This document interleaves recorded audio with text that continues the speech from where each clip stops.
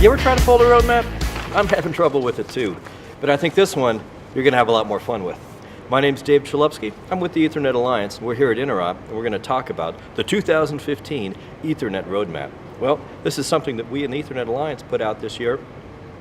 One of the things we like to do in the Alliance is, take a little history lesson of where Ethernet has been, a little snapshot of what's going on in the industry right now, and then try to use our crystal balls to project where we think Ethernet's going to go in the future.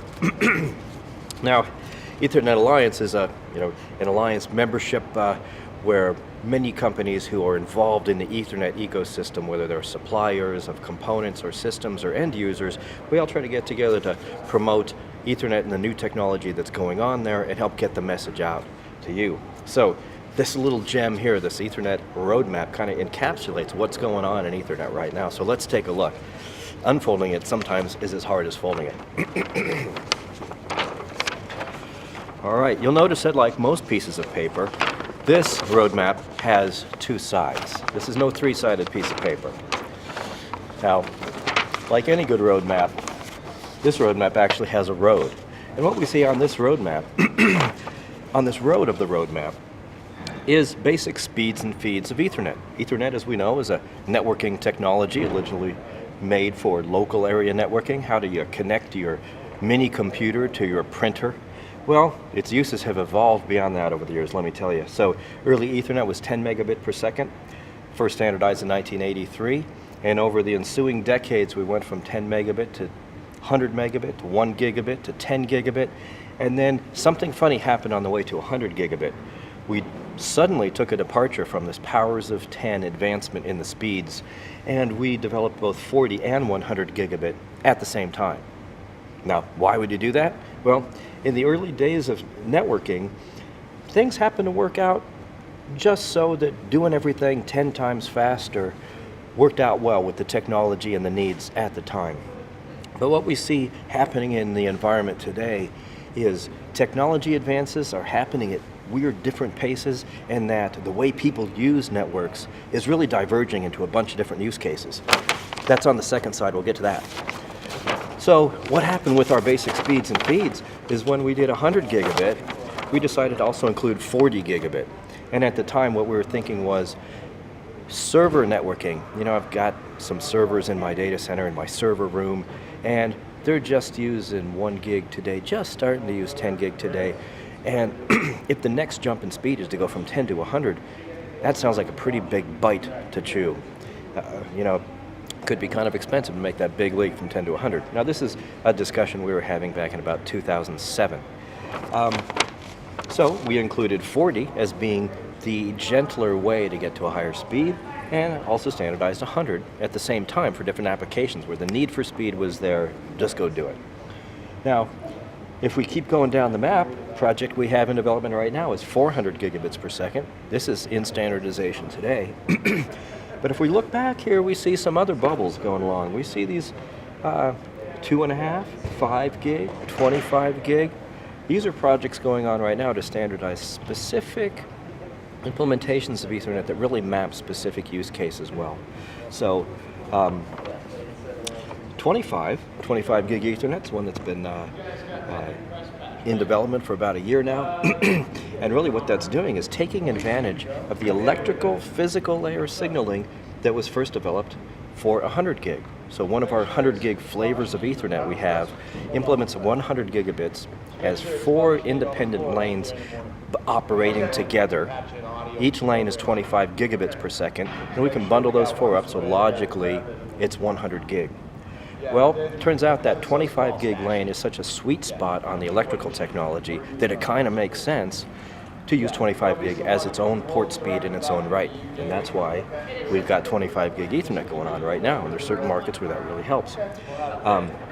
Again, we've got 2.5 and 5 gig, and then trying to look out in the future, we see just by looking at the technology where it's going, what the underlying electrical capability is, I think that probably 50 gig, a single lane of 50 gigabits per second might be the next thing that we want to standardize. These are called, estimated or proposed. There's no current standards activity, but this is the direction we see the technology going. That I could take a 50 gig per second single lane interface. It'd be a nice, very cost effective, what can I do on one lane, as we call it.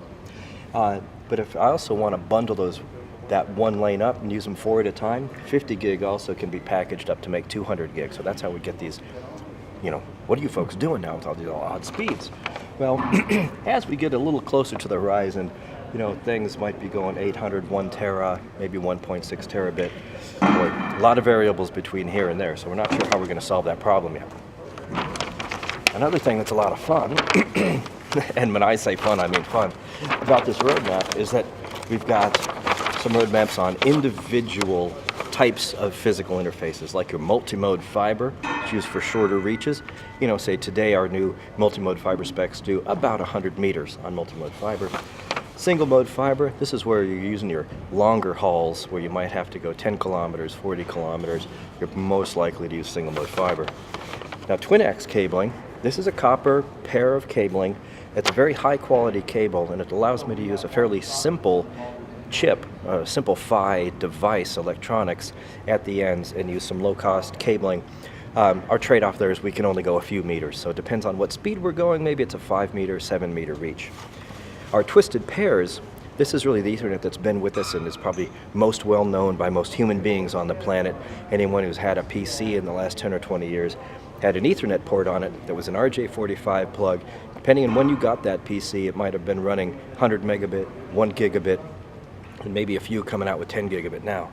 But what's a cool thing about our twisted pair, or what we call the base T flavors of Ethernet, is that they're all using a compatible connector, and they all use 4-pair cabling. So when we develop a new one, a new higher speed base T, the cabling that you need to run that, you can also run lower speeds. So if you've got the cabling to do 10G base T, 10 gigabit Ethernet today, you can also use that to run your gigabit Ethernet or your 100 megabit Ethernet on that same cabling.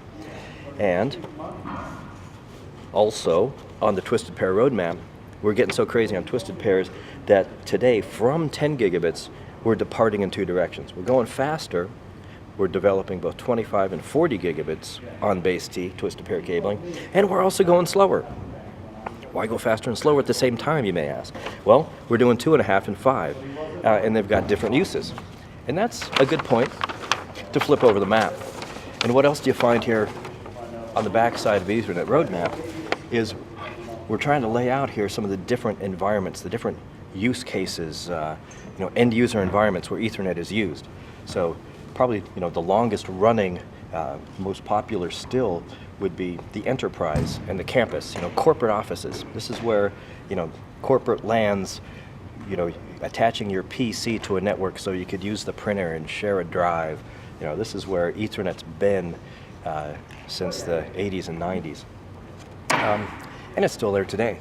But there's also residential and consumer stuff, hooking up many of your consumer electronics not only support Wi-Fi, but they also support a wired Ethernet. And then there's service providers. This is how you get stuff to your home. So your service providers are delivering telephony or cable TV kind of media content.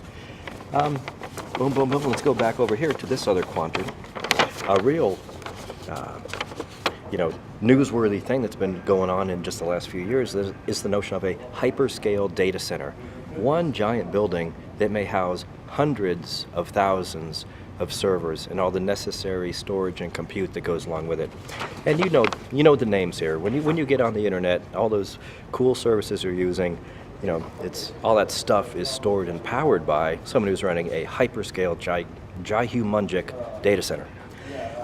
This is a very different business. When you've got some companies that deploy million-square-foot data centers with hundreds and hundreds of thousands of computers, they've got a different way of operating than the thousands and thousands and thousands of corporations out there who just, trying to do their day-to-day work. You're the insurance company, you're the news guy, you're the whatever. You've got in your office, you're still using Ethernet, but a lot of the way human beings get on the network these days is going more and more away from the wires into the wireless. So, my PC still has a wired Ethernet jack, but I also have Wi-Fi 802.11. But the more you use the wireless, the more we still need wires, because the wireless only goes so far. Your wireless signal goes to a device that's called a wireless access point. And then upstream from that, there's a wired connection, a wired Ethernet connection that gets your data up into your corporate network.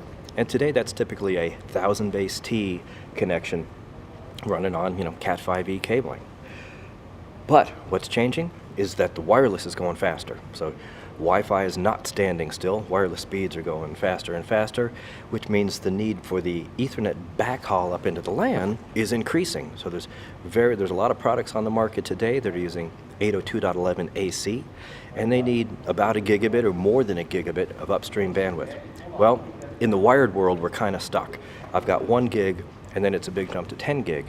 And one of the deployment challenges from going to 1 gig and 10 gig is that you can't really get 100 meters of reach on these older categories of cabling, your 5E and your 6 cabling. If you want 100 meters at 10 gig, you need the Cat 6A or better cabling.